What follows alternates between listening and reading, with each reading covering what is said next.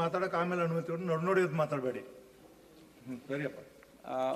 ಮಾನ್ಯ ಸಭಾಪತಿಗಳೇ, ಸರ್ಕಾರ ಒಪ್ಕೊಂಡೇನೆ ತನಿಖೆ ನಡೆಸೋದಕ್ಕೆ CODA SITಗೆ ತನಿಖೆ ಕೊಡ್ತು. ಒಪ್ಕೊಂಡೇನೆ ಹಗರಣ ನಡೆದಿರೋದು ನಿಜ ಅಂತ ಒಪ್ಕೊಂಡೇನೆ. ನಾನು ಅದಕ್ಕೆ ಬೇಕಿದ್ರೆ ಪೇಪರ್ ಸ್ಟೇಟ್ಮೆಂಟು ಕೊಡ್ತೀನಿ.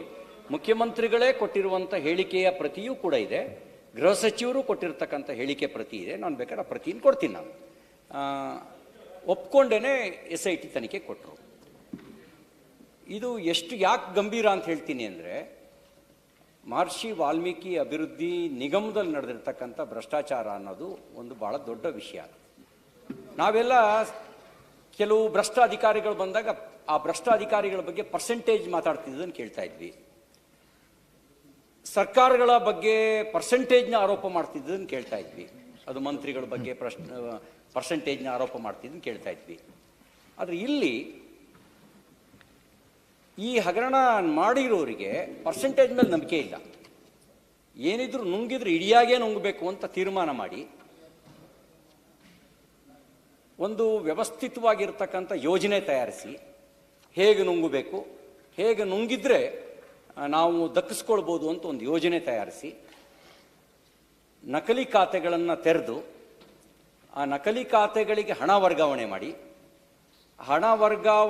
ಮಾಡಿ ಒಂದು ರೀತಿಯಲ್ಲಿ ಯಾರು ಮತ ಹಾಕಿ ಗೆಲ್ಲಿಸಿದ್ರೋ, ಯಾರು ಇವರಿಂದ ನಮ್ಮ ಉದ್ಧಾರ ಆಗ್ಬೋದು ಅಂತ ಭಾವಿಸಿದ್ರು ಅವರ ಭಾಗ್ಯಕ್ಕೇನೆ ಕನ್ನ ಹಾಕುವ ಕೆಲಸ ಮಾಡಿದ್ರು. ಇದು ಹೊರಗೆ ಬಂದಿದ್ದು ಹೇಗೆ? ಮೇ 26ನೇ ತಾರೀಕು ಚಂದ್ರಶೇಖರನ್ ಅಂತಕ್ಕಂಥ ಚಂದ್ರಶೇಖರನ್ ಅಧೀಕ್ಷಕರು, ಅವರು ಮಹರ್ಷಿ ವಾಲ್ಮೀಕಿ ಪರಿಶಿಷ್ಟ ಪಂಗಡಗಳ ಅಭಿವೃದ್ಧಿ ನಿಗಮದ ಅಧೀಕ್ಷಕರು,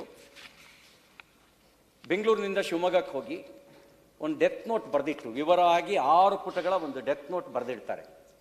ಅವ್ರ ಡೆತ್ ನೋಟ್ ಬರೆದಿಟ್ಟು ಈ ಹಗರಣ ನಡೆದಿದೆ, ಈ ರೀತಿ ಹಗರಣ ನಡೆದಿದೆ, 187 ಕೋಟಿ ರೂಪಾಯಿಗಳನ್ನು ನಕಲಿ ಖಾತೆಗಳಿಗೆ ಟ್ರಾನ್ಸ್ಫರ್ ಮಾಡಿದ್ದಾರೆ, ಇದರಲ್ಲಿ ನಂದೇನೂ ಪಾತ್ರ ಇಲ್ಲ, ನನ್ನನ್ನು ನಂಬಿ, ಇದರೊಳಗೆ ನಾನು ಅಮಾಯಕ, ನಂದು ಒಂದೇ ಒಂದು ತಪ್ಪಾಗಿರೋದು ಅಂದರೆ ನನ್ನ ಕೆಲಸದ ಒತ್ತಡದಲ್ಲಿ ಸದರಿ ಖಾತೆಯ ಚೆಕ್ ಪುಸ್ತಕ ಪಡೆದಿರುವುದು ಮತ್ತು ಕ್ಯಾಶ್ ಪುಸ್ತಕ ಮುಕ್ತಾಯಗೊಳಿಸದಿರುವುದು ನನ್ನಿಂದ ಆಗಿರ್ತಕ್ಕಂಥ ತಪ್ಪು ಅಂತ ಹೇಳ್ತಾ ಆತ್ಮಹತ್ಯೆಗೆ ಇದಕ್ಕೆ ಯಾರ್ಯಾರು ಕಾರಣ ಅಂತ ಹೆಸರುಗಳನ್ನ ಹೇಳ್ತಾರೆ. ಅವರು ಹೆಸರುಗಳು ಈಗಾಗಲೇ ಚರ್ಚೆಯಲ್ಲಿದೆ, ನಾನು ಆ ಹೆಸರುಗಳನ್ನು ಇಲ್ಲಿ ತಗೊಳಕ್ಕೆ ಬಯಸೋದಿಲ್ಲ.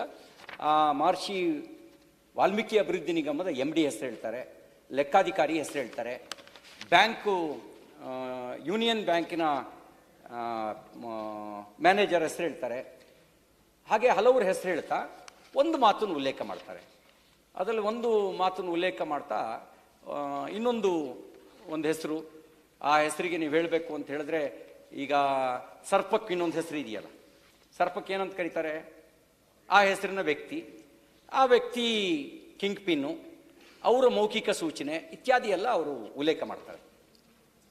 ಉಲ್ಲೇಖ ಮಾಡಿ ಒಂದು ಮಾತು ನಾನು ಅವ್ರ ಕಡೆಗೆ ಒಂದು ಸೈನ್ ಹಾಕಿದ ಮೇಲೆ ಹೇಳ್ತಾರೆ, ನಾನು ಹೇಡಿಯಲ್ಲ, ಆದರೆ ಅಪಮಾನ ಸಹಿಸಲಾರೆ, ನನಗೆ ಬೇರೆ ದಾರಿ ತೋಚಲಿಲ್ಲ ಅಂತ ಹೇಳಿ ಆತ್ಮಹತ್ಯೆ ಮಾಡ್ಕೊಳ್ತಾರೆ.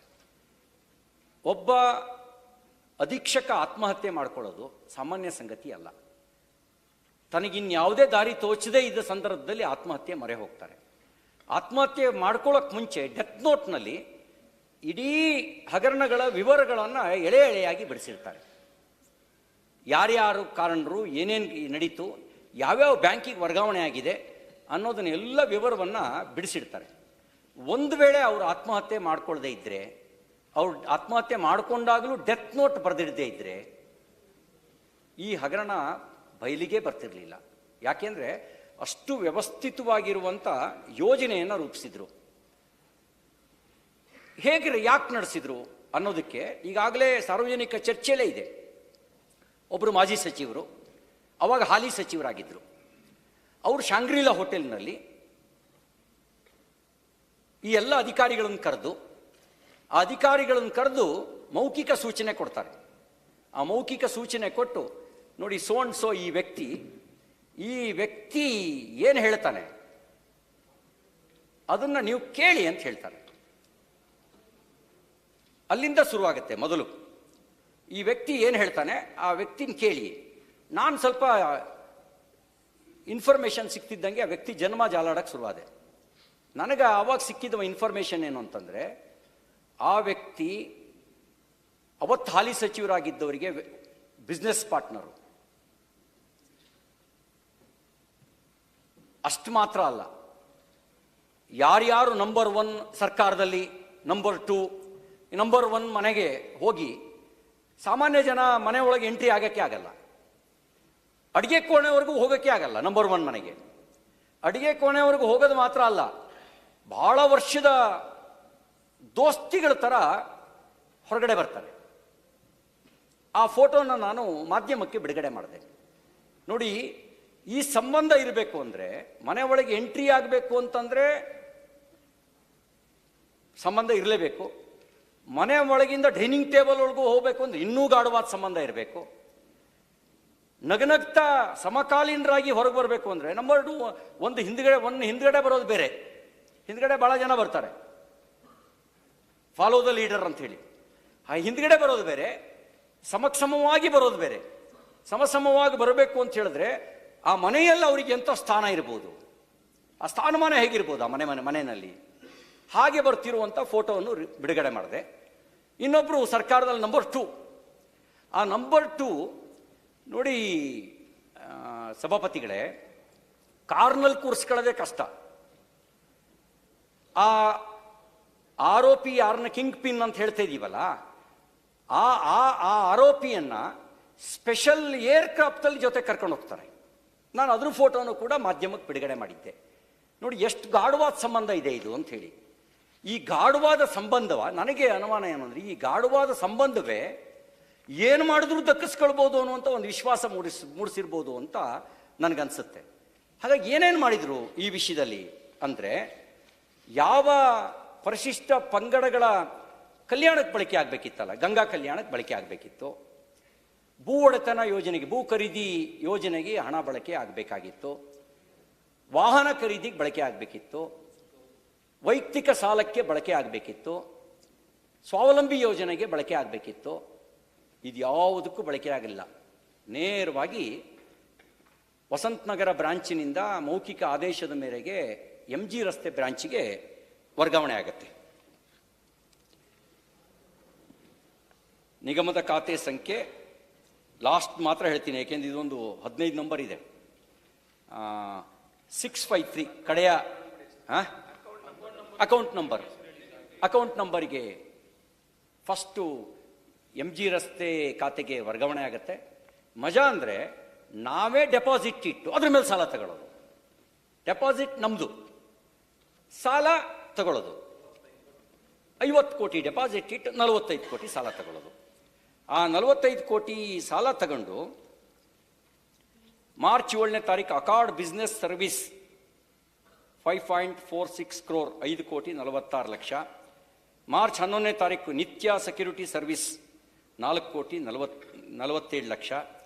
ಮಾರ್ಚ್ 5ನೇ ತಾರೀಕು ಜೆಲಿಯಂಟ್ ಸರ್ವಿಸ್ ಟ್ರೈನಿಂಗ್ ಕನ್ಸಲ್ಟೆಂಟ್ 4 ಕೋಟಿ 97 ಲಕ್ಷ. ಮಾರ್ಚ್ 7ನೇ ತಾರೀಕು YM ಎಂಟರ್ಪ್ರೈಸಸ್ 4 ಕೋಟಿ 98 ಲಕ್ಷ. ಮಾರ್ಚ್ 11ನೇ ತಾರೀಕು ವೋಲ್ಟಾ ಟೆಕ್ನಾಲಜೀಸ್ ಸರ್ವಿಸ್ 5 ಕೋಟಿ 12 ಲಕ್ಷ. ಮಾರ್ಚ್ 7ನೇ ತಾರೀಕು ಹ್ಯಾಪಿಯೆಸ್ಟ್ ಮೈಂಡ್ಸ್ ಟೆಕ್ನಾಲಜೀಸ್ 4 ಕೋಟಿ 53 ಲಕ್ಷ.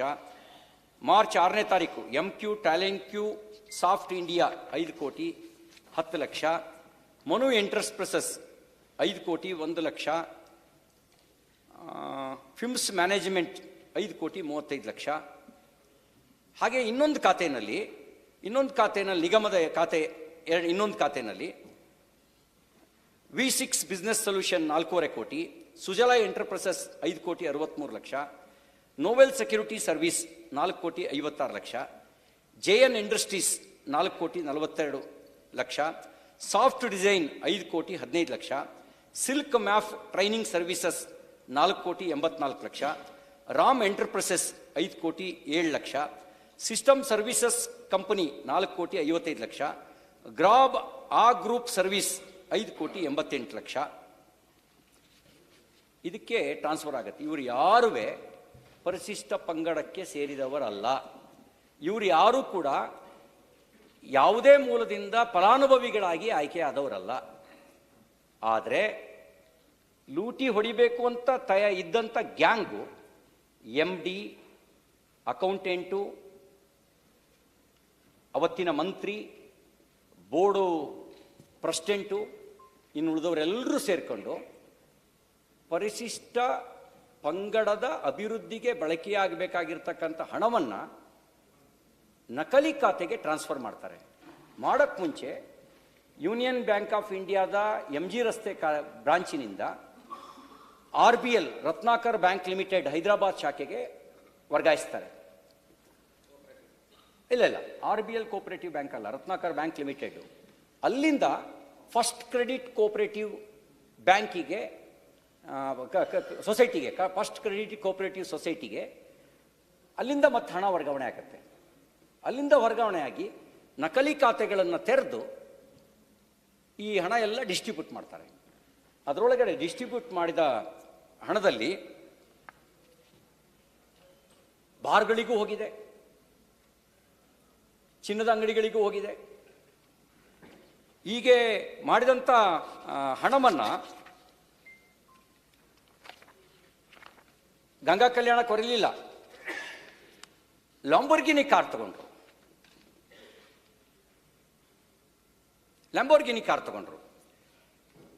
ಭೂ ಒಡೆತನ, ಒಬ್ಬರು ಶಾಸಕರ ಕುಟುಂಬದಕ್ಕೆ ಭೂ ಒಡೆತನ ಖರೀದಿ ಆಯಿತು. ಭೂಮಿ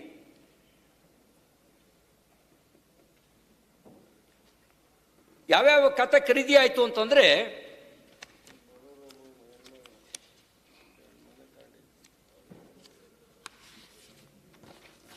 ಯಾಪಲ್ ದಿನ್ನಿ ಸೀಮೆಯಲ್ಲಿ ಶಾಸಕರ ಮಗಳಾದ ಅನ್ನಪೂರ್ಣ, ಅವ್ರ ತಂದೆ, ಅವ್ರಿಗೆ ಗೊತ್ತಿದೆಯಲ್ಲ, 18 ಎಕರೆ ಭೂಮಿ. ಉಡುಗಲ್ ಖಾನಾಪುರ ಸೀಮೆಯಲ್ಲಿ ಇನ್ನೊಬ್ಬರು ಶಾಸಕರ ಮಗಳಿಗೆ ಅಶ್ವಿನಿ ಅನ್ನೋರಿಗೆ, ಅವರಿಗೆ 11 ಎಕರೆ 32 ಗುಂಟೆ ಭೂಮಿ. ಇನ್ನೊಬ್ಬರು ಸರಸ್ವತಿ ಅನ್ನೋರಿಗೆ, ಶಾಸಕರ ಪತ್ನಿ, 2 ಎಕರೆ 28 ಗುಂಟೆ ಭೂಮಿ. ಇನ್ನೊಂದು ವಾಣಿಜ್ಯ ಕೃಷಿಯೇತರ ಭೂಮಿ 38 ಗುಂಟೆ, ಅವಳೆ ಸರಸ್ವತಿ ಅನ್ನೋರಿಗೆ. ಗಣದಿನ್ನಿ ಗ್ರಾಮ ವ್ಯಾಪ್ತಿನಲ್ಲಿ 4 ಎಕರೆ 38 ಗುಂಟೆ. ಗೋನಾಳ ಗ್ರಾಮದ ಸೀಮೆನಲ್ಲಿ 5 ಎಕರೆ 22 ಗುಂಟೆ. ಅಸ್ಕಿಹಾಳ್ ಗ್ರಾಮದ ಸೀಮೆನಲ್ಲಿ ಮೌನೇಶ್ವರಿ ಅನ್ನೋರ ಹೆಸರಿಗೆ 8 ಎಕರೆ 16 ಗುಂಟೆ. ಇನ್ನೊಂದು ಸರ್ವೆ ನಂಬರ್ 64/2ರಲ್ಲಿ 6 ಎಕರೆ 28 ಗುಂಟೆ. ಇನ್ನೊಂದು 64/4 ಮತ್ತು 64/5ರಲ್ಲಿ ತಲಾ 2 ಎಕರೆ ಭೂಮಿ ಖರೀದಿ. ಮಾಸ್ದೊಡ್ಡಿ ಗ್ರಾಮದಲ್ಲಿ ಆಚಾರ್ಯ ಅವರಿಗೆ ಸೇರಿದಂಥ 26 ಎಕರೆ ಭೂಮಿ ಖರೀದಿ. ಗಲಗಾ ಗ್ರಾಮದ ಸೀಮೆಯಲ್ಲಿ ಶಾಸಕರ ಸೋದರಿ ಸಂಗಮ್ಮ ಅವರ ಹೆಸರಿಗೆ 100 ಎಕರೆ ಭೂಮಿ ಖರೀದಿ. ಅಸ್ಕಿಯಾಳ ಗ್ರಾಮದಲ್ಲಿ 3 ಎಕರೆ 21 ಗುಂಟೆ ಭೂಮಿ ಖರೀದಿ. ಮಾನ್ವಿ ಪಟ್ಟಣದ ಹೃದಯ ಭಾಗದಲ್ಲಿ ಭೂಮಿ ಖರೀದಿ, ಪಾರ್ಕ್ ಹತ್ರ. ರಾಯಚೂರು ನಗರದ ರಾಮರಹಿಮ್ ನಗರದಲ್ಲಿ ಮತ್ತೊಂದು ನಿವಾಸ.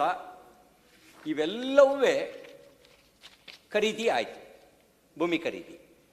ಯಾವ ಬಡವನಿಗೆ, ಭೂಮಿ ಇಲ್ಲದ ಬಡವನಿಗೆ, ಭೂಹೀನ ಬಡವನಿಗೆ ಭೂಮಿ ಖರೀದಿಗೆ ಬಳಕೆ ಆಗಬೇಕಾದಂಥ ಹಣ ಆಡಳಿತ ಪಕ್ಷಕ್ಕೆ ಸೇರಿದ ನಿಗಮದ ಜವಾಬ್ದಾರಿಯಲ್ಲಿರ್ತಕ್ಕಂಥ ಒಬ್ಬ ಶಾಸಕನ ಖರೀದಿಗೆ ಬಳಕೆ ಆಯಿತು. ಈಗ ಹೇಳಿ ಸಭಾಪತಿಗಳೇ, ಬಸವಣ್ಣವ್ರ ವಚನ ನೆನಪಾಗತ್ತೆ ನನಗೆ.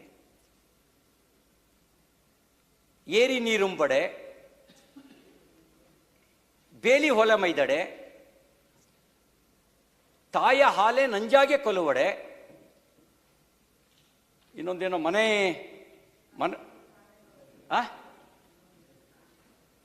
ತನ್ನ ಮನೆಯಲ್ಲಿ ತಾಯಿ, ನಾರಿ ತನ್ನ ಮನೆಯಲ್ಲೇ ಕಳುವಡೆ, ನಾರಿ ತನ್ನ ಮನೆಯಲ್ಲೇ ಕಳುವಡೆ, ಇನ್ನಾರಿಗೆ ದೂರಲಿ ಕೂಡಲ ಸಂಗಮ ದೇವ ಅಂತ ಬಸವಣ್ಣವರು ಇಂಥವ್ರನ್ನೆಲ್ಲ ನೋಡೇ ಹೇಳಿರೋದು. ಇಂಥವ್ರನ್ನೆಲ್ಲ ನೋಡಿಯೇ ಬಸವಣ್ಣವರು ಈ ಮಾತನ್ನ ಹೇಳಿರೋದು. ಯಾರು ರಕ್ಷಣೆ ಮಾಡಬೇಕಾಗಿತ್ತು ಅವರೇ ಭಕ್ಷಣೆಗೆ ನಿಂತರೆ, ಯಾರು ರಕ್ಷಣೆ ಮಾಡಬೇಕಾಗಿತ್ತು ಅವರೇ ಭಕ್ಷಕರಾದರೆ ಏನಾಗುತ್ತೆ ಅನ್ನೋದಕ್ಕೆ ಇದೊಂದು ಜೀವಂತ ಉದಾಹರಣೆ ನಮ್ಮ ಕಾಲಘಟ್ಟದಲ್ಲಿ ನಡೆದಿರೋದು, ನಮ್ಮ ಕಾಲಘಟ್ಟದಲ್ಲಿ. ಈಗ ಹೇಳಿ ಸಭಾಪತಿಗಳೇ, ಇದು ಚರ್ಚೆ ಮಾಡಬೇಕಾದ ವಿಷಯ ಹೌದಾ ಅಲ್ವೋ? ನಮ್ಮನ್ನು ಜನ ಆರಿಸಿ ಕಳಿಸಿರೋದು TADA ತಗೊಳ್ಳಿ ಅಂತ ಅಲ್ಲ, ಗದ್ದಲ ಮಾಡಿ ಬನ್ನಿ ಅಂತಲ್ಲ.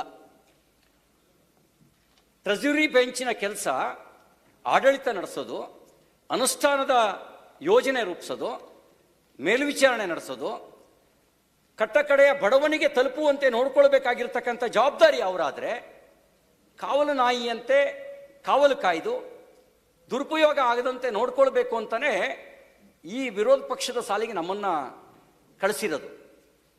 ಇವತ್ತು ನೀವು ಯೋಚನೆ ಮಾಡಿ, ಮಂತ್ರಿಯೇ ಸೂಚನೆ ಕೊಟ್ಟು ನಕಲಿ ಖಾತೆಗಳಿಗೆ ಜಮಾ ಮಾಡಲಿಕ್ಕೆ ಕಾರಣಕರ್ತ ಆದಾಗ, ನಿಗಮದ ಅಧ್ಯಕ್ಷನೇ ಅವ್ಯವಹಾರದ ಕೇಂದ್ರ ಬಿಂದು ಆದಾಗ,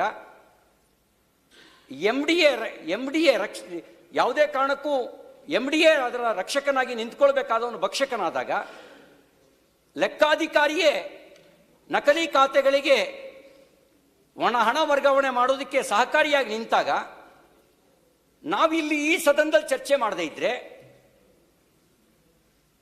ಅವ್ರನ್ನ ಮಾತ್ರ ಪಾಪಿಗಳು ಭ್ರಷ್ಟರು ಅಂತ ಕರೆಯೋದಿಲ್ಲ, ನಮ್ಮನ್ನು ಕೂಡ ಪಾಪಿಗಳು ಭ್ರಷ್ಟರು, ಭ್ರಷ್ಟಾಚಾರದಲ್ಲಿ ಇವರಿಗೂ ಪಾಲಿರಬಹುದೇನೋ ಅಂತ ಜನ ಸಾರ್ವಜನಿಕ ಸಂಶಯವನ್ನು ವ್ಯಕ್ತಪಡಿಸ್ತಾರೆ. ನಾವು ಆ ಕಳಕಳಿಯಿಂದ ಇವತ್ತು ಬೆಳಗ್ಗೆ ನಾವು ನಿಲುವಳಿ ಸೂಚನೆ ಕೊಟ್ಟಿದ್ದು ಅಧ್ಯಕ್ಷರೇ. ಕಾಲಹರಣ ಮಾಡೋ ಉದ್ದೇಶ ಇಲ್ಲ, ನಾವು ಕಳಕಳಿಯ ಕಾರಣಕ್ಕೆ ನಿಲುವಳಿ ಸೂಚನೆ ಕೊಟ್ಟಿದ್ವಿ. ನೋಡಿ, ನಾವು ಒಂದೊಂದು ಪಕ್ಷಕ್ಕೆ ಒಂದೊಂದು ಐಡಿಯಾಲಜಿ ಇರುತ್ತೆ. ಆ ಐಡಿಯಾಲಜಿಯ ಬೇಸ್ನಲ್ಲಿ ರಾಜಕಾರಣ ಮಾಡ್ಕೊಂಡು ಬರ್ತೀವಿ. ಆದರೆ ನಮ್ಮ ಉದ್ದೇಶ ಜನಪರ ಕಾಳಜಿನೇ. ನಮ್ಮ ಸಿದ್ಧಾಂತ ಬೇರೆ ಬೇರೆ ಇರ್ಬೋದು, ಆದ್ರೆ ಕಾಳಜಿ ಜನಪರ ಕಾಳಜಿಯಿಂದಲೇ ರಾಜಕಾರಣ ಮಾಡ್ಕೊಂಡು ಬರ್ತೀವಿ. ಹಾಗೆಯೇ ನಮ್ಮ ರಾಜ್ಯದ ನಂಬರ್ 1 ಇರೋರು ಒಂದು ಕಾರ್ಡನ್ನು ಯೂಸ್ ಮಾಡಿದ್ರು, ಅಹಿಂದ ಅಂತ ಒಂದು ಕಾರ್ಡ್ನ ಯೂಸ್ ಮಾಡಿದ್ರು. ಅಲ್ಪಸಂಖ್ಯಾತ, ಹಿಂದುಳಿದ, ದಲಿತ ಅಂತಕ್ಕಂಥ ಒಂದು ಕಾರ್ಡ್ ಯೂಸ್ ಮಾಡಿದ್ರು. ಇದೆಲ್ಲ ಬೇರೆ ಬೇರೆ ಕಡೆಗೆ ಹೋಗ್ತಾ ಇದೆ ಸರ್ ವಿಚಾರ. ವಿಚಾರ ಬೇರೆ ಬೇರೆ ಕಡೆಗೆ ಹೋಗ್ತಾ ಇದೆ. ದಯವಿಟ್ಟು ವೆಂಕಟೇಶ್ ಅವರೇ, ಚರ್ಚೆಗೆ ಅವಕಾಶ ನಿಮಗೂ ಕೊಡ್ತೀನಿ, ನಿಮಗೂ ಕೊಡ್ತೀನಿ, ನೀವು ಅದಕ್ಕೆ ಮಾತನಾಡಿ.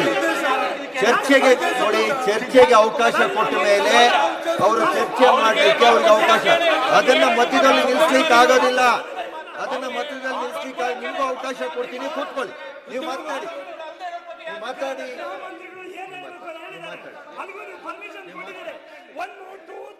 ಯಾರ ಹೆಸರುಗಳು ಉಲ್ಲೇಖ ಆಗದ ರೀತಿಯಲ್ಲಿ ತಾವು ಮಾತಾಡಿ. ನಾನು ಯಾರು ನೋಡಿ, ನಾನು ನಾಗರಾಜ ಅಂತ ಹೇಳ್ಬೋದಿತ್ತು, ನಾನು ಸ್ವಲ್ಪ ಅಂದೆ ನೋಡಿ. ಚರ್ಚೆಗೆ ನಾನು ಹೇಳ್ಬೋದಿತ್ತು ನಾಗರಾಜ ಅಂತ. ಹೆಸರುಗಳು ಉಲ್ಲೇಖ ಆಗಬಾರದು. ಹೆಸರು ಉಲ್ಲೇಖ ಮಾಡಿಲ್ಲ ಅಂತ ಹೇಳ್ತಾರ, ಅದನ್ನ ನಂಬ್ಲಿಕ್ಕೆ ಬರ್ತದ ಪೇಟದವರು. ಇವರಷ್ಟು ಬುದ್ಧಿವಂತರು ಎಲ್ಲರೂ ಇದ್ದಾರೆ ಇಲ್ಲಿ ಈ ಸಭೆಯಲ್ಲಿ. ಅವ್ರೇನು ಮಾತಾಡ್ತಾರೋ ಅದಕ್ಕಿಂತ ಹೆಚ್ಚು ಮಾತಾಡ್ತಕ್ಕಂಥ ಶಕ್ತಿ ಇರ್ತಕ್ಕಂಥವ್ರು ಇಲ್ಲಿದ್ದಾರೆ. ನಾವು ಬೇರೆ ಮಾತಾಡ್ಬೇಕಾಗ್ತದೆ, ಅವ್ರು ಮಾತಾಡಿದ್ರೆ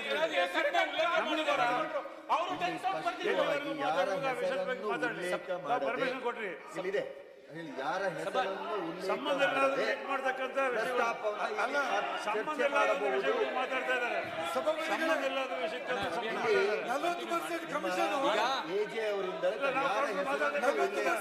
ಹೆಸರು ಉಲ್ಲೇಖ ಮಾಡಿದ್ರೆ ಮಾತಾಡ್ಬೇಕಾಗ್ತಾರೆ.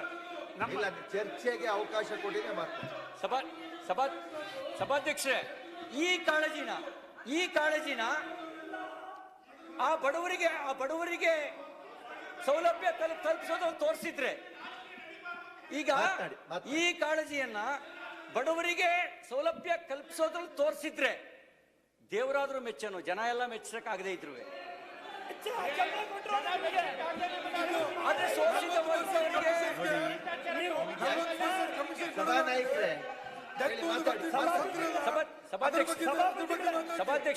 ಸಭಾಧ್ಯಕ್ಷರೇ ನೋಡಿ, ಸಭಾಧ್ಯಕ್ಷರೇ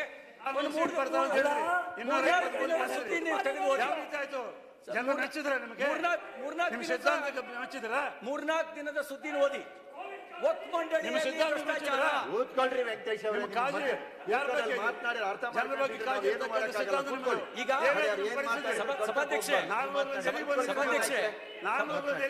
ಸಭಾಧ್ಯಕ್ಷರೇ ನಿಮಗೆ ಕೂತ್ಕೊಳ್ಳಿ, ಕೂತ್ಕೊಳ್ಳಿ. ಈಗ ಅವ್ರು ಮಾತಾಡ್ತಾ ಇದ್ದಾರೆ, ಕೂತ್ಕೊಳ್ಳಿ.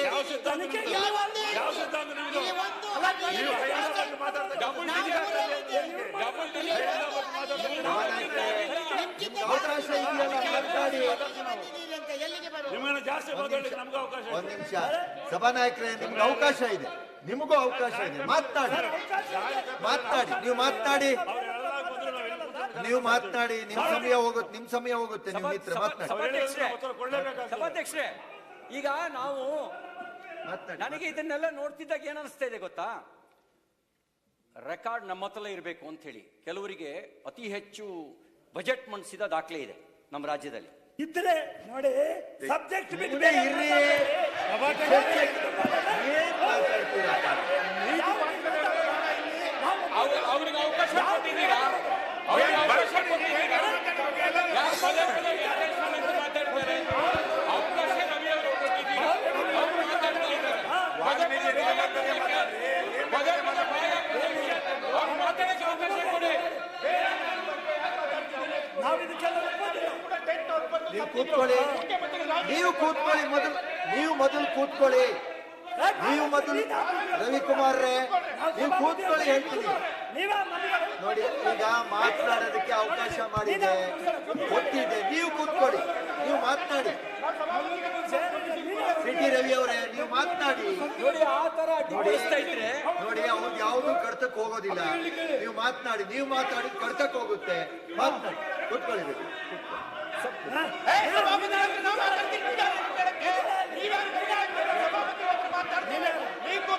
ಕೇಶವ ಪ್ರಸಾದ್ ರೇ, ಕೂತ್ಕೊಳ್ಳಿ. ಸಭಾಧ್ಯಕ್ಷರೇ,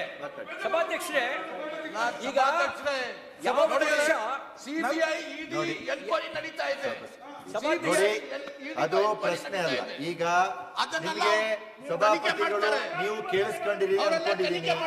ಸಭಾಪತಿಗಳು ನೋಡಿ, ಸಿಟಿ ರವಿ ಅವರೇ, ದಯಮಾಡಿ ಯಾರ ಹೆಸರುಗಳು, ಒಂದ್ ನಿಮಿಷ, ಹೆಸರುಗಳನ್ನ ಉಲ್ಲೇಖ ಆಗದ ರೀತಿ ಒಳಗಡೆ ಇವತ್ತಾಗಿರೋ ಪರಿಸ್ಥಿತಿಗಳ ಬಗ್ಗೆ ಮಾತನಾಡಿ.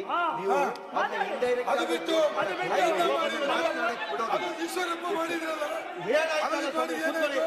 ಕೂತ್ಕೊಳ್ಳಿ, ಮಾತನಾಡಿ. ಸಭಾಧ್ಯಕ್ಷರೇ, ವಾಸ್ತವಿಕವಾಗಿ ಎಲ್ಲೂ ಕೂಡ 20 ವರ್ಷದ ಅನುಭವ ಇದೆ ನನಗೆ. ಮಾತನಾಡಿ. ಶಾಸನಸಭೆಯಲ್ಲಿ 20 ವರ್ಷದ ಅನುಭವ ಇದೆ. ಮಾತನಾಡಿ. ಆದ್ರೆ ಯಾರು ಬಂಡವಾಳವನ್ನು ಹೇಗೆ ಬಿಚ್ಚಬೇಕು ಅಂತ ಏನು ಗೊತ್ತು ನನಗೆ. ಪೀಠದಿಂದ ಏನು ಹೇಳಿದೆ ಅದನ್ನ ಪಾಲನೆ ಮಾಡಿ. ಪೀಠದಿಂದ ಪ್ರಾರಂಭಿಕವಾಗಿ ಒಂದ್ ನಿಮಿಷ ಕೂತ್ಕೊಳ್ತೀರಿ ಸರ್, ಮಂತ್ರಿಗಳು ದಯವಿಟ್ಟು. ಇಲ್ಲ, ಕೂತ್ಕೊಳ್ಳಿ, ಹೇಳ್ತೀನಿ ನಾನು. ಇಲ್ಲ ನಾನು ಹೇಳೋ ತನಕ ನೀವು ದಯವಿಟ್ಟು ಕೂತ್ಕೊ.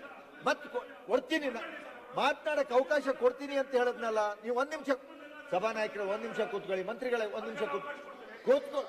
ಅರೆ ನೋಡಿ, ಚರ್ಚೆಗೆ ಅಲ್ಲ, ಒಂದ್ ನಿಮಿಷ ನಾನು ಹೇಳೋ ತನಕ ಕೇಳಿ. ಮಾನ್ಯ, ನಾನು ಹೇಳದ್ನೇ ಉಲ್ಲೇಖ ಮಾಡ್ತಾ ಇದ್ದೀನಲ್ಲ ಸಭಾನಾಯಕರು, ನಿಮ್ಗೆ ಅರ್ಥ ಆಗ್ಲಿಲ್ಲ ಅಂದ್ರೆ ನಾನೇನ್ ಮಾಡ್ಲಿ? ಮಾನ್ಯ ಸಿಟಿ ರವಿ ಅವರೇ, ಪೀಠ ಒಂದ್ ನಿಮಿಷ, ಪೀಠ ಪ್ರಾರಂಭಿಕವಾಗಿ ನಿಮಗೆ ಚರ್ಚೆಗೆ ಅವಕಾಶ ಕೊಡಬೇಕಾದ್ರೆ ಏನು ಹೇಳಿತ್ತು ಅದನ್ನ ಪಾಲನೆ ಮಾಡಿ. ಈಗ ಹೇಳ್ತಾ ಇರೋದು, ನಿಮ್ಗೆ ಮಾತಾಡೋದು ಸ್ವತಂತ್ರ ರೀತಿ, ಅದನ್ನ ಪಾಲನೆ ಮಾಡಿ. ನಾನು ಅಕಸ್ಮಾತ್ ಪಾಲನೆ ಮಾಡದೇ ಇದ್ದಿದ್ರೆ ನೇರವಾಗಿ ಅವ್ರ ಹೆಸರನ್ನೇ ಹೇಳ್ತಾ ಇದ್ದೆ. ನೋಡಿ, ನಾನು ಹೇಳ್ತಾ ಇರೋದು ಪಾಲನೆ ಮಾಡಬೇಕು ಅನ್ನೋ ಕಾರಣಕ್ಕೆ ಪುಟ್ಟಣ, ಅರ್ಥ ಆಗ್ಬೇಕಲ್ಲ. ಈಗ ಅನುಮಾನ ಈ ನಮ್ಮ ವಿಶ್ವನಾಥ್ ಬಗ್ಗೆ ತಿಳ್ಕೊಬಾರ್ದಲ್ಲ. ಯಾರು ಕಳ್ರು ಅಂತ ಗೊತ್ತಾಗ್ಬೇಕಲ್ವಾ? ಯಾರ್ಯಾರೋ ಕಳ್ರು ಅಂತ ಅನುಮಾನ ಅಲ್ಲ, ಏನೇನ್ ಆಗಿದೆ ಅನ್ನುವಂಥದ್ದನ್ನ ಪ್ರಸ್ತಾಪ ಮಾಡಿ. ಆದ್ರೆ ಎಲ್ಲೋ ಯಾರಿಗೋ ಹೇಳಿ, ಏನ್ ಪೀಠದಿಂದ ಏನ್ ಆದೇಶ ಆಗಿದೆ, ಆದೇಶನ ಪಾಲನೆ ಮಾಡಂತ ಜವಾಬ್ದಾರಿ ನಿಮ್ಗಿದೆ. ಅದನ್ನ ಪಾಲನೆ ಮಾಡಿ. ನೀವು ಸರ್, ಯಾರ ಮೇಲೆ ಆರೋಪ ಮಾಡಿದಾರೋ ಅವ್ರು ಇವ್ರ ಸರ್ಕಾರದ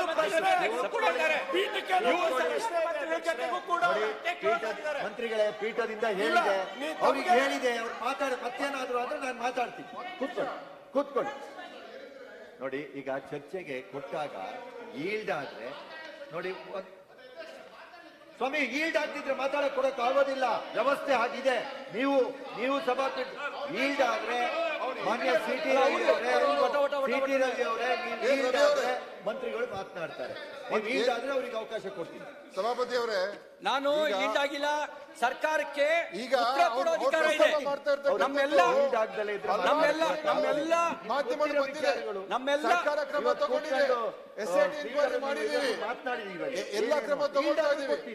ಆದ್ರೆ ಅವರು ರಾಜಕೀಯವಾಗಿ ಬೇರೆ ಉದ್ದೇಶ ಇಟ್ಕೊಂಡು ಅವ್ರು ಮಾತಾಡ್ತಾ ಇದ್ದಾರೆ. ಮಾನ್ಯ ಸಭಾಪತಿಗಳೇ, ಈಗ ನಂಬರ್ 1 ನಂಬರ್ 2 ಅಂತ ಯಾಕೆ ಮಾತಾಡ್ಬೇಕು? ಅಹಿಂದ ಬಗ್ಗೆ ಯಾಕೆ ಮಾತಾಡ್ಬೇಕು?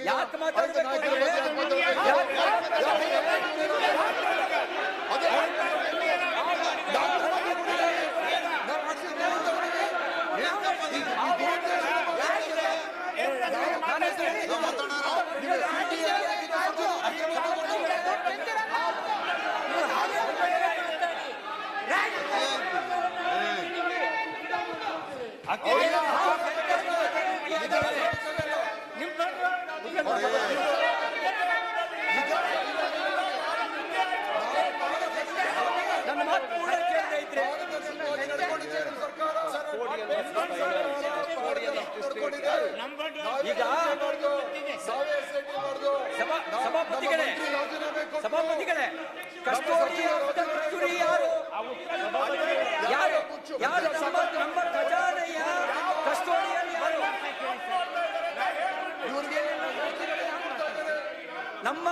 ನಮ್ಮ ಖಜಾನೆಯ ಕಸ್ಟೋಡಿಯನ್ ಯಾರು ಟ್ರೆಜರಿ ಈಗ ಈ ಅವ್ಯವಹಾರ ಆಗಿದೆ ಅಂತಿದ್ರೆ ಅವರಿಗೆ ಹಿಂಗೆ ವ್ಯವಹರಿಸ್ಕೊಳ್ಳೋದು ಇಷ್ಟಪಡ್ತಿತ್ತ ಈ ಅವ್ಯವಹಾರ ಆಗಿದೆ ಅಂದ್ರೆ ಈ ರೀತಿ ಅಪಮಾನದಿಂದ ತಲೆಬಿಡಿಸುವಂತ ಪರಿಸ್ಥಿತಿ ಬರ್ತಿತ್ತ ಈ ಅವ್ಯವಹಾರ ಆಗದೆ ಇದ್ದಿದ್ರೆ ಇಷ್ಟಪಡ್ತಿತ್ತ ನೀವು ರಾಜಕೀಯದ ಲಾಭ ಪಡ್ಕೊಳಕ್ ನೋಡ್ಬೇಡ್ರಿ ನಿಜಾಂಶ ಬನ್ನಿ ನೋಡಿ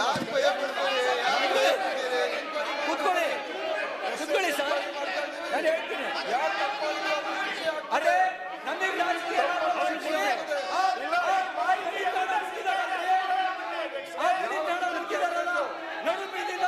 ನಡು ಬೈದಿನಲ್ಲಿ ಏನಾಗ್ಬೇಕ್ರಿ ಅವನ್ನ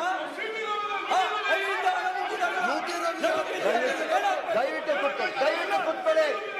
ಕೂತ್ಕೊಳ್ಳಿ ನಡು ಬೀದಿಯಲ್ಲಿ ನಡಿ ಬೀದಿಯಲ್ಲಿ ದಯವಿಟ್ಟು ಕೂತ್ಕೊಳ್ಳಿ ರವಿ ಅವರೇ ಕೂತ್ಕೊಳ್ಳಿ ನೋಡಿ, ಒಂದು ಸರಿ ಇದರಲ್ಲಿ ಕೆಲವನ್ನ ಸಭಾಪತಿಗಳು ಓದಿ ಹೇಳಿದ್ದಾರೆ. ನಾವೆಲ್ಲ ಇಲ್ಲಿ ಗೌರವಾನ್ವಿತರ ಇಲ್ಲಿ ಕೂತಿರುವಂತದ್ದು, ನಾವುಗಳೇ ಅರ್ಥ ಮಾಡ್ಕೊಂಡ್ಲಿಲ್ಲ ಅಂದ್ರೆ ಯಾರು ಅರ್ಥ ಮಾಡ್ಕೊಳ್ತಾರೆ? ಚರ್ಚೆ ನೀವು ದಯವಿಟ್ಟು ಸುಮ್ಮನೆ ಇರ್ತೀರಾ? ಅವೆಲ್ಲ ನೋಡಿ, ಸಚೇತಕರೇ ಕೂತ್ಕೊಂಡು ಮಾತನಾಡಿರೋಂಥದ್ದು ನೀವು ಇದ್ರಿ. ಈಗ ಏನು ಸದನವನ್ನ ಹೇಗೆ ನಡೆಸಬೇಕು ಅನ್ನುವಂಥದ್ರಲ್ಲಿ ಹೇಳಿದಾಗ ಎಲ್ಲರೂ ಒಪ್ಕೊಂಡು ಬಂದಿದ್ದೀರಿ. ಅದನ್ನ ಪಾಲನೆ ಮಾಡೋದನ್ನು ಕಲಿಬೇಕಲ್ಲ, ಬರೀ ಮಾತನಾಡಿ ಬಂದ್ರೆ ಆಗ್ಲಿಲ್ಲ. ನೋಡಿ, ಚರ್ಚೆಗೆ ಅವಕಾಶವನ್ನು ಕೊಟ್ಟಿದೆ. ಚರ್ಚೆಯಲ್ಲಿ ಭಾಗವಹಿಸಿರುವ ಮಾತನಾಡಬೇಕಾದ್ರೂ ತಾವು ಕೂಡ ಏನಿಲ್ಲಿ ನಾವು ಹೇಳಿದೀವಿ ಅದನ್ನ ಪಾಲನೆ ಮಾಡೋಂತಹ ಜವಾಬ್ದಾರಿಯೂ ನಿಮ್ಮ ಮೇಲಿದೆ. ಸಿ ಟಿ ರವಿ ಅವರೇ, ನೀವು ಅಷ್ಟೇ ಹೇಳ್ಬೇಕಾದ್ರೆ ಎಲ್ಲೋ ಈಗ ಯಾವ್ದೋ ಒಂದು ಸಂಘಟನೆ ವಿಚಾರ ಹೇಳಿದಾಗ ಅವ್ರು ಯಾರ ಹೆಸರನ್ನ ಹೇಳಿಲ್ಲ, ಯಾವ್ದೋ ನಾನು ಅದನ್ನ ಕೇಳ್ತಾ ಇದ್ದೀನಿ, ಅದು ರೆಕಾರ್ಡು ಆಗಿದೆ, ಹೇಳಿದ್ದಾರೆ, ಉಲ್ಲೇಖ ಮಾಡಿದ್ದಾರೆ. ಪರೋಕ್ಷವಾಗಿ ಹೇಳೋದು ಕೂಡ ವೆಂಕಟೇಶ್ ಅವರೇ, ನೀವು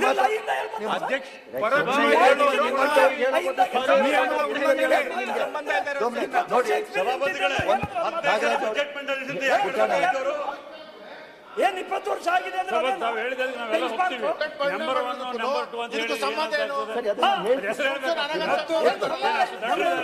ಹೇಳ್ತಾ ಇದ್ದೀನಲ್ಲ,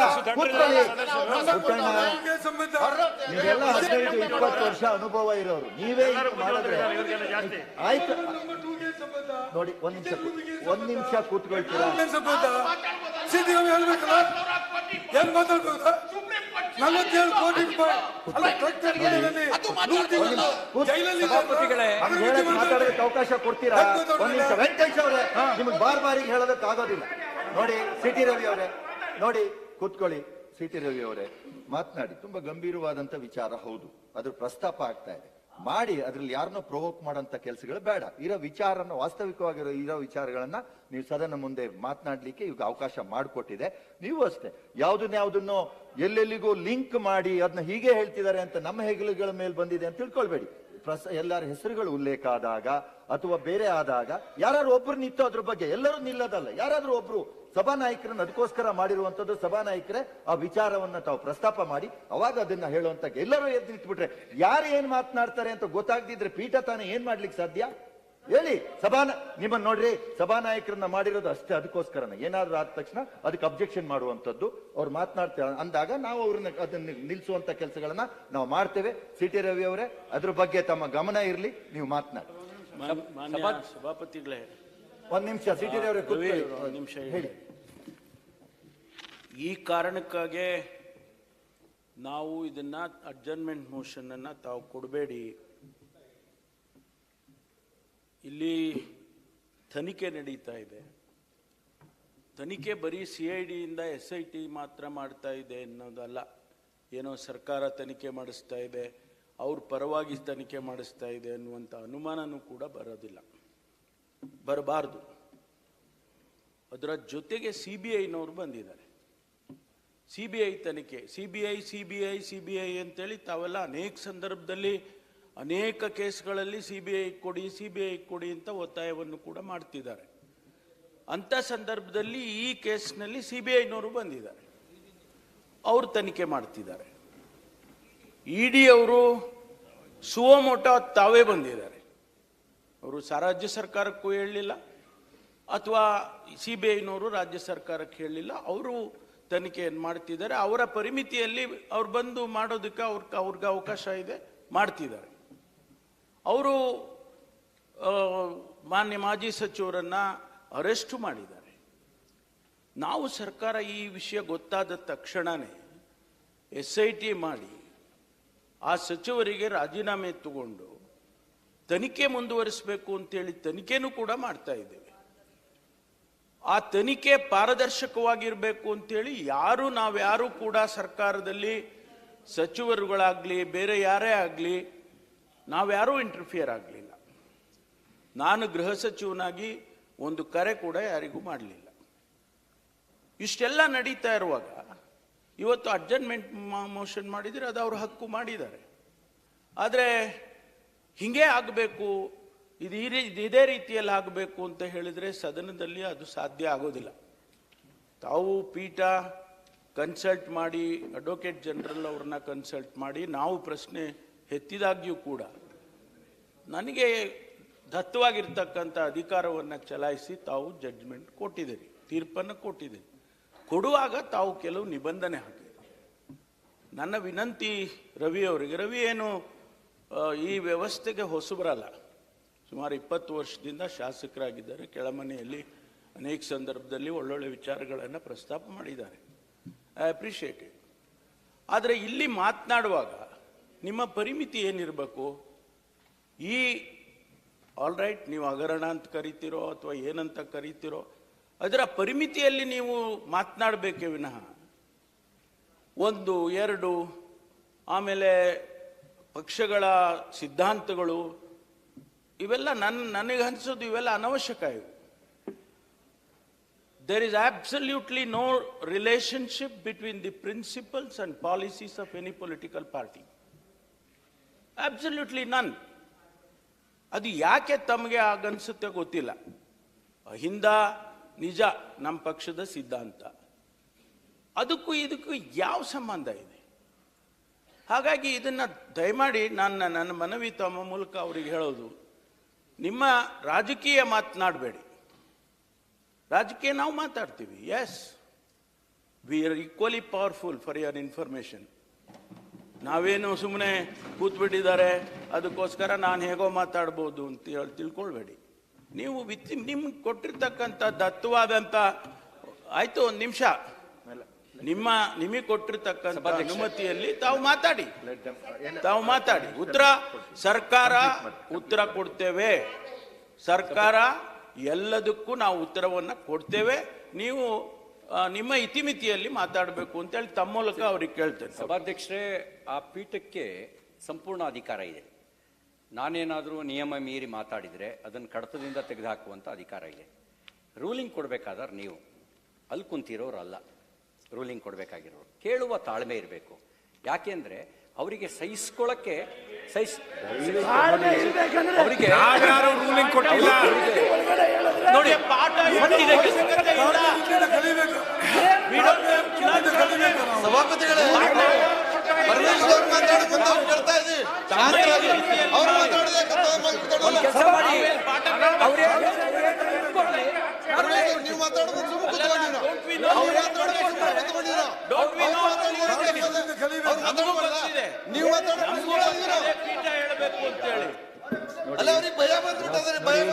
ಗೃಹ ಸಚಿವರು ಸ್ಪಷ್ಟವಾಗಿ ವಿಚಾರಗಳನ್ನ ಹೇಳಿದ್ದಾರೆ. ನೋಡಿ, ಅವ್ರಿಗೆ ಪ್ರಾರಂಭ ಮಾಡಿದಾರೆ. ಆ ತರದ ಏನಾದ್ರು ಬಂದ್ರೆ ಅದನ್ನ ನಾನು ನಿಲ್ಸುವಂತ ಕೆಲಸ ಮಾಡ್ತೇನೆ. ಇಲ್ಲ, ಯಾಕೆಂದ್ರೆ ಈಗ ನೀವು ಹೇಳಿದ್ದಕ್ಕೆ ಅವ್ರವ್ರು ನೀವು ಮಾತನಾಡಿದಕ್ಕೆ ಹೇಳ್ತಾ ಇದ್ದಾರೆ. ಹೇಳಿ, ಸ್ವಲ್ಪ ಸುಮ್ಮನೆ ಇರಿ ದಯವಿಟ್ಟು. ವೆಂಕಟೇಶ್ ಅವರೇ, ಅದೇನ್ ನಿಮ್ಗೆ ಅದು ಹೇಳ್ಲಿಕ್ಕೆ ನಿಲ್ಸಿದ ಕುರ್ಚಿನ ಕೂರೋದಕ್ಕೆ? ದಯವಿಟ್ಟು ಕೂತ್ಕೊಳ್ಳಿ. ಏನ್ ಪ್ರತಿ ಸಂದರ್ಭದಲ್ಲಿ ನೀವು 35 ಜನ ಇದ್ದೀರಿ, ಈಗ ನೀವು ಒಬ್ರೇ ಪ್ರತಿ ನಿಮಿಷ ಈ ಸಭಾ- ಹೇಳ್ತೀರಿ. ನಾಟೆ ಇದು ಗೊತ್ತಾಯ್ತಾ? ಏನ್ ಒಂದ್ ಸದನದಲ್ಲಿ ಈ ಗೌರವ ನಿಲುವಿನ ಬಗ್ಗೆ ತರುವಂತ ಒಂದಲ್ಲ. ನಮ್ದೇನು ಅಭ್ಯಂತರ ಇಲ್ಲ. ಕೂತ್ಕೊಳ್ಳಿ ಹೇಳಿ. ಸಭಾಪತಿಗಳೇ, ನೀವು ಅಷ್ಟೇ ಸಿಟಿ ಸಭಾಪತಿ- ನಾನು ಹೇಳ್ತೀನಿ ನಿಮಗೆ, ನೀವು ಇರೋಂಥ ವಿಚಾರಗಳನ್ನ ಕಂಪ್ಲೀಟ್ ಮಾಡಬೇಕು ಅಂತ ಇದ್ದಾಗ ನೀವು ಕೆಲವು ವಿಚಾರಗಳು, ಯಾಕೆಂದ್ರೆ ಮೊದಲು ಹೇಳಿರೋ ವಿಚಾರಗಳನ್ನ ಆದಾಗ ಅದನ್ನ ತಗೊಳ್ಳಂತದ್ದು ಸಹಜ. ಒಂದ್ ನಿಮಿಷ, ನಾನು ARS ತಗೊಂಡೇ ಇಲ್ಲ. ಅವರಿಗೆ ಒಂದು ಆಶಾವಾದವನ್ನು ಹೇಳಿಕ್ ಬಯಸ್ತೇನೆ ನೋಡಿ. ಸಂಪುಟದ ಎಲ್ಲ ಸ್ಥಾನಗಳು ಭರ್ತಿಯಾಗಿದ್ದು, ನಮ್ಮ ಹೋರಾಟದ ಪರಿಣಾಮ ಒಂದು ಸೀಟ್ ಖಾಲಿ ಆಯ್ತು, ಇನ್ನೊಂದು 4-5 ಸೀಟ್ ಖಾಲಿ ಆಗ್ತವೆ. ಯಾರ್ಯಾರು ಎದ್ದು ಕುತ್ಕೋತಾ ಇದ್ದಾರೆ ಮಂತ್ರಿ ಆಗ್ಬೇಕು ಅಂತ ಹೇಳಿ ಮಾತಾಡೋದಕ್ಕೆ ಅರೆ, ನೋಡಿ, ನಿಮಗೆ ಅವಕಾಶಗಳು ಲಭ್ಯ ಆಗೋದು, ನಿಮಗೆ ಅವಕಾಶಗಳು ಸಭಾಪತಿಗಳೇ, ಅವರಿಗೆ ಅವಕಾಶಗಳು ಲಭ್ಯ ಆಗೋದು ನಾವು ಹೋರಾಟ ಮಾಡಿ ವಿಕೆಟ್ ಬೀಳಿಸಿದ್ರೆ ಮಾತ್ರ. ನಾವು ವಿಕೆಟ್ ಬೀಳಿಸ್ತಾ ಇದ್ರೆ ಕೆಲವರು ವಿಚಾರಕ್ಕೆ ಬನ್ನಿ. ಬರ್ತೀನಿ. ಕೆಲವರು ಮಂತ್ರಿ ವಿಕೆಟ್ ಬೀಳಿಸಿದ್ರೆ ಮಾತ್ರ ವಿಚಾರ ಅವಕಾಶ ಸಿಗುತ್ತೆ. ಅದಲ್ಲ ಬೇರೆ ಸಬ್ಜೆಕ್ಟ್. ವಿಚಾರಕ್ಕೆ ಬನ್ನಿ. ಈಗ ಇದಕ್ಕೆ ನೋಡಿ, ಏನು ನಿಲುವಳಿ ಸೂಚನೆ ಮಾಡಿದ್ದೇವೆ ಅದ್ರ ಬಗ್ಗೆ ಚರ್ಚೆ ಮಾಡಿ, ಅದ್ರ ಬಗ್ಗೆ ಚರ್ಚೆಯನ್ನು ಮಾಡಿ, ಬೇರೆ ವಿಷಯಾಂತರಗಳು ಬೇಡ. ಯಾಕೆಂದ್ರೆ ಗಂಭೀರವಾದ ವಿಚಾರ, ಗಂಭೀರವಾದ ವಿಚಾರ ವಿಷಯಾಂತರ ಮಾಡಿ ಯಾಕೆ ಸುಮ್ಮನೆ ಸಭಾಪತಿಗಳೇ, ಕಲಾರಣ ಇದರಲ್ಲಿ ಯಾವುದೇ ವಿಷಯಾಂತರ ಇಲ್ಲ. ಅವರು ಮಾತಾಡುವಂತ ನಿರ್ಣಯ ಮಾಡ್ಕೊಂಡು ಬಂದಂಗಿದೆ. ಸಭಾಪತಿಗಳೇ ಒಂದೇ ಒಂದು ನಿಮಿಷ. ಸಭಾಪತಿಗಳೇ, ನಾನು ಈಡಾಗಿಲ್ಲ. ಸಭಾಪತಿಗಳೇ, ನಾನು ಈಡಾಗಿಲ್ಲ. ಕರ್ನಾಟಕ ನನಗೆ ಕೊಟ್ಟಿರೋ ಅವಕಾಶ ನಾನು ಈಡಾಗಿಲ್ಲ. ನಾನು ಈಡಾಗಿಲ್ಲ. ವಿರೋಧ ಪಕ್ಷದ ಈಡಾಗಿಲ್ಲ. ಈಡಾಗಿಲ್ಲ. ನಾನು ಈಡಾಗಿಲ್ಲ. ನಾನು ಈಡಾಗಿಲ್ಲ. ನಿಮ್ಗೆ ಅವಕಾಶ ಕೊಡ್ತೀನಿ, ಅವ್ರಿಗೆ ಕೂರಕ್ಕೆ. ಇವತ್ತು ನಡೀತಾ ಇರೋದು ವಿರೋಧ ಪಕ್ಷ ನಾಯಕರು ಆಗ್ಲಿಕ್ಕೆ ಸಭಾಪತಿಗಳೇ, ಈಗ ವಿರೋಧ ಪಕ್ಷದ ನಾಯಕ ವಿರೋಧ ಪಕ್ಷ ನಾಯಕರು ಅವ್ರಿಗೆ ಕೂರಕ್ಕಾಗಲ್ಲ, ಮಾತಾಡ್ಬೇಕಾಗುತ್ತೆ. ಏನು ಇಲ್ಲ, ಪ್ರಿಯಾಂಕಾ ಖರ್ಗೆ ಅವರೇ, ನೀವು ಸ್ವಲ್ಪ